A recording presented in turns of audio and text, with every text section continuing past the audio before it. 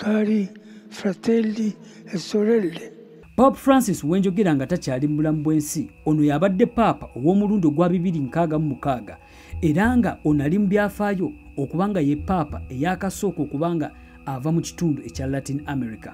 Ono abadde nzaalwa y'eggwanga lya Argentina era nga yazaalibwa mu 1936 okutuusa waafudde mu mwaka guno ogwa 2025 era nga afiiridde ku gy'obukulu 88. Ono yafuuka Papa mu mwaka gwa 2013 ng'addira mu bigere Papa eyali ayitibwa Benedict ow'Okumi-15. Kino kyajja oluvannyuma lwa Papa Benedict okusalawo okuwummula omulimu guno gw'okukulembera Kereziya, n'asalawo Kereziya eronde Papa omuggya eyalina amaanyi ng'asobola okutambuza emirimu gyonna obulungi.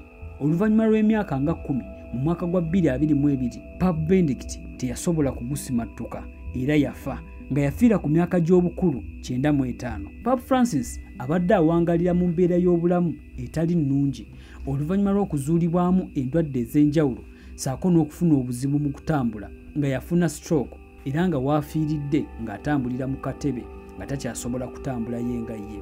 Era yazuulibwamu obulwadde obw'ensigo ssaako n'amawuggwe ng'abadde asanga obuzibu mu kussa. Wabula okufa kwe kwewunyisizza abantu bangi olw'ensonga nti babadde tebakisuubira oluvannyuma lw'okuba nti ku lunaku olwa Pasika lwennyini olw'ejjo yalabiseeko ku St. Peter's Basilica era n'awuubira ku bantu n'abaagaliza Pasika ennungi. Wabula kyewunyisa okubanga ku makya ate amawulire gafulumye nti amaze okufa. Kinajjukirwa nti mu mwaka guno gwennyini gwe tulimu ogwa 2025 nga gwakatandika mu mwezi ogwokubiri yamala ennaku ezawerako ddala 38 ng'ali mu ddwaliro ng'afuna obujjanjabi era okutuusa mu kino ekiseera waabeeredde ng'akyali omulamu kibadde kizizzaamu abantu bangi essuubi ti obulamu bwe bwanditereera wabula tekisobose. Ebyo nno bye biriwo bw'atyo Katonda bwe yasazeewo.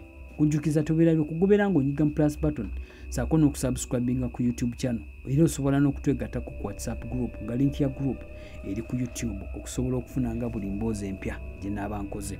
Anyway, gwayagala akalanga kayita bakasitoma abo ku bizinesi yo ojja kunsindikira WhatsApp message kweyo enamba tusobole okwogera naawe. Yagala ettaka ery'ekyapa etaliiko nkaayana ate bagenda kusumba mu bino na biri ng'ekyapa okifunirawo ng'omaze okusasula. Enamba eyo yennyini gy'ojja okukozesa tusobole okukwatagana nsobole okuyambako okufuna ettaka ettuufu mu bantu abatuufu. Kwebaza olw'obudde bwadde okulaba eno vidiyo. Tusinkane mu vidiyo endala.